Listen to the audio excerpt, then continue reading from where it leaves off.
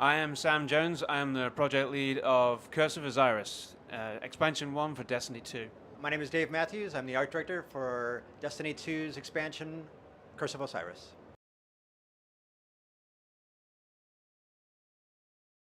So Curse of Osiris is basically about two things. It's an action game and it's a story game.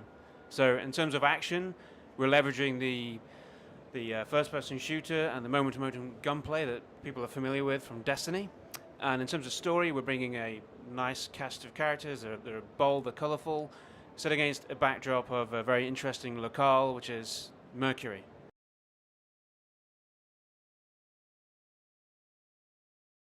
Over the years at Bungie, we've always done large spectacle moments throughout the game. And it's always been done by people with passion. When we started working on Destiny, it was a concerted effort, and we decided to build a team to actually create these kind of moments. So now we have a full-fledged team, and their whole job now is to work with designers and effects artists and other groups to bring those moments to life.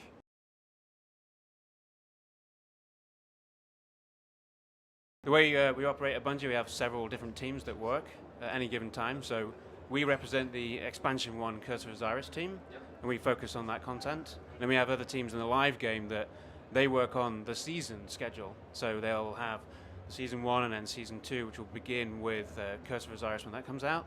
And they focus on the events and the challenges and the rewards that are delivered on like a constant basis for Destiny in the future.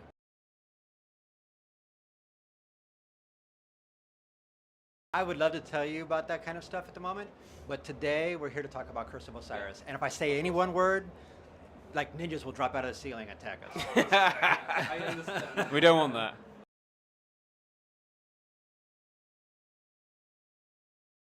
So for Curse of Osiris, we're definitely focusing on the Vex, and we're bringing back some of the familiar faces from the Vex mythology, the descendants and the precursors.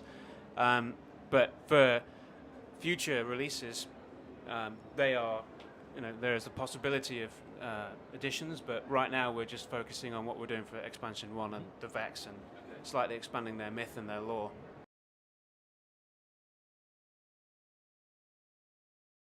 I think the way that you look at the lighthouse from Trials of Osiris, that was used as our inspiration, and we use that as the primer for part of the aesthetics that are Mercury. So we've gone through the process of taking the lighthouse, bringing it forward, but then everything else that you explore is all brand new content. As far as the Mercury public space, no one has ever seen that, and they'll be able to put their feet on it first time on the ground in December.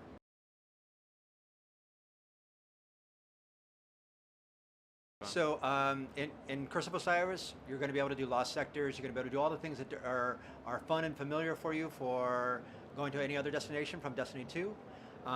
Strikes, quests, all those elements.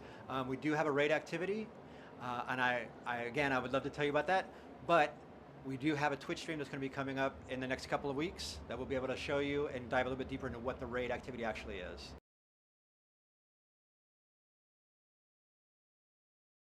Well, with Destiny 2, in general, we're trying to appeal to as many players as possible. So if you play Destiny 2, it's basically a fresh start for everyone. So we're trying to draw in people that have played Destiny 1 and all the expansions there, and also new people as well. So it really is an experience that we're trying to cater for everyone.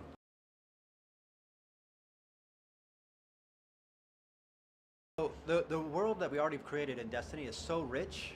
There's so many things to already explore just within our solar system. There's no need to go out yet. We have tons of stories to tell, and DLCs gives us an opportunity to dive deep into very specific activities and very specific people, like Osiris.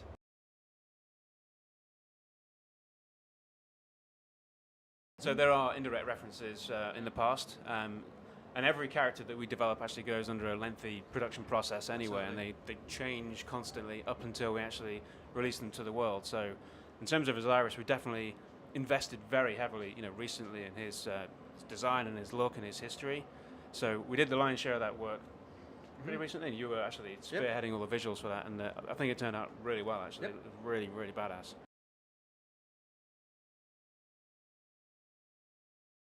You're definitely hinting at a bunch of things that we think about in the future. And today we're here to actually just talk about Osiris, Curse of Osiris, and the first expansion. So who knows what comes in the future? Yeah, sure. C'est top secret. So, in the future DLC or the Destiny 3? Who knows? You are Come terrible. I just tried. Well, what would you prefer?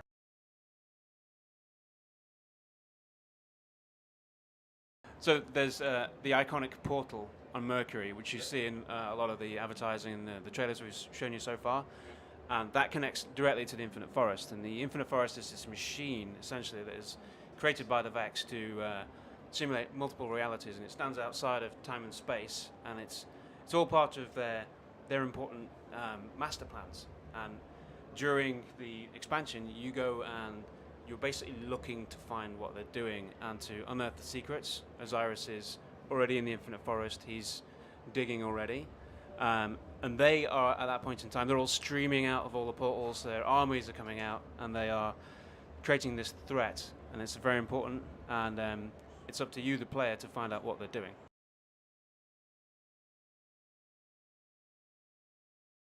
Well, good question.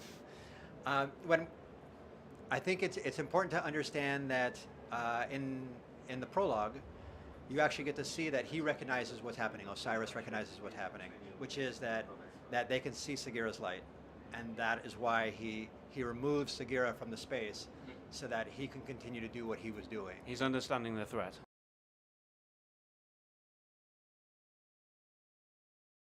Yeah, so Sagira, who's the companion of Osiris, she's very loyal to him, and we're basically introducing a new ghost, which we've never really done in Destiny before, and this is the chance for the player, the Guardian, to experience how cool it is to have a different take on a ghost, and she's completely different to the ghost that we've experienced before throughout these years. She's very snarky, she's very witty, she's very funny, and it's a really cool experience having her be there all the time and introducing fun gameplay.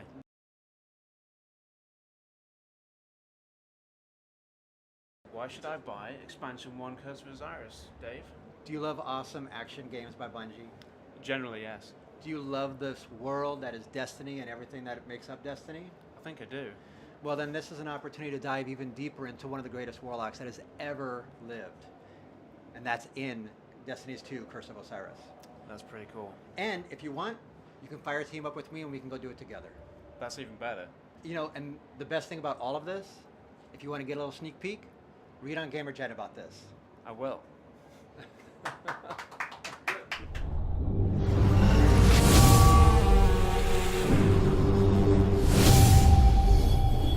Get the expansion pass now. 2 all-new expansions, 1 great value.